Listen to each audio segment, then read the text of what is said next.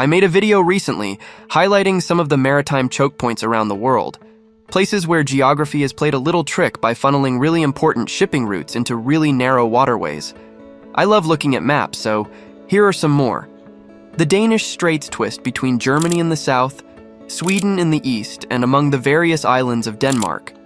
They connect the countries of the Baltic Sea to the North Sea. They can get pretty narrow, with the Swedish mainland only 4 kilometers away at its closest point. Unless, of course, you take a shortcut.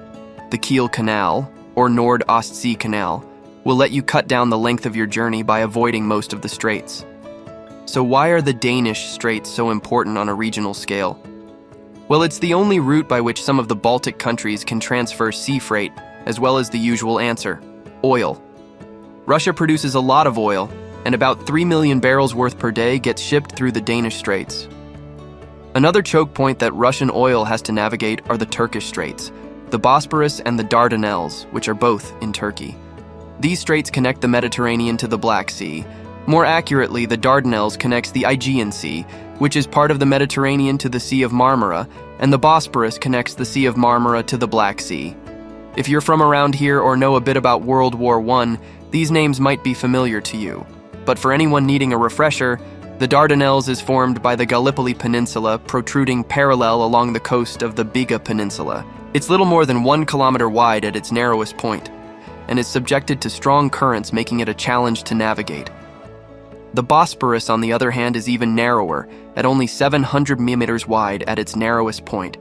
It's straddled by the city of Istanbul, but is still an important shipping route, connecting the countries of the Black Sea to the Mediterranean and beyond. Although in the coming years it could share that burden with the Istanbul Canal, a proposed waterway that Turkey is planning to build to the west, which would divert ships away from the Bosporus. Inside the Black Sea, we find yet another choke point, the Kerch Strait. The Kerch is sandwiched between the Kerch Peninsula, which is a part of the Crimean Peninsula in the west, and the Taman Peninsula in the east. It connects the Black Sea to the mini-Mediterranean Sea of Azov. Mediterranean here used as an adjective meaning surrounded by land, and not as a proper noun as in the Mediterranean Sea. That's right, it's a Mediterranean Sea. Connected to a Mediterranean Sea, connected to a Mediterranean Sea. In fact, a ship traveling from Ukraine to the UAE could pass through 1, 2, 3, 4, 5, 6 Mediterranean seas. Isn't geography fun?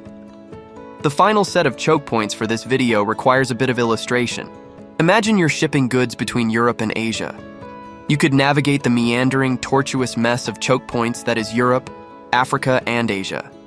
You could spend extra fuel, money, and time traversing the breadth of the Pacific Ocean, going via the Panama Canal and onwards across the Atlantic. Or you could take a more northerly route, cutting across the Arctic Ocean between the continents of North America and Asia, and dipping through the Bering Sea into the North Pacific and onto East Asia. This route is much shorter than going via the Indian Ocean or the Panama Canal, and could save ships a lot of time and money. There are a couple of options when transiting the Arctic. The Northwest Passage cuts between Greenland and Canada, and then winds between Canada's Arctic islands. The Northeast Passage peels around the northern coast of Norway, before following the Northern Sea Route along Russia's Arctic coastline. Of course, the viability of both of these sea routes is dictated by the amount of sea ice, which varies by time of the year. A side effect of the sad reality of climate change is the diminishing sea ice in the Arctic Ocean, which will inevitably increase the shipping traffic through the Arctic. In fact, if sea ice continues to melt, the shortest route of all could open up to shipping, the Transpolar Sea Route, which cuts across the middle of the Arctic Ocean. So now we know about these 3 possible routes to get us between Asia and Europe. We can see that they all funnel into this little stretch of water that sits between Russia and the US, the Bering Strait. It's technically about 83 kilometers wide, but thanks to this little pair of islands that helpfully sit in the middle, it's actually about 35 kilometers wide on either side. 35 kilometers is definitely not the narrowest of global choke points, but because of its proximity to 2 superpowers and its increasing global importance in the decades to come, as shipping through the Arctic increases, it definitely deserves a spot on this list. A choke point of increasing importance sitting right between Russia and the US. What could go wrong? Well, thanks for joining me for part 2 of this virtual tour of global choke points. Of course, if you haven't seen part 1, you can have a look at that next. Thanks for watching.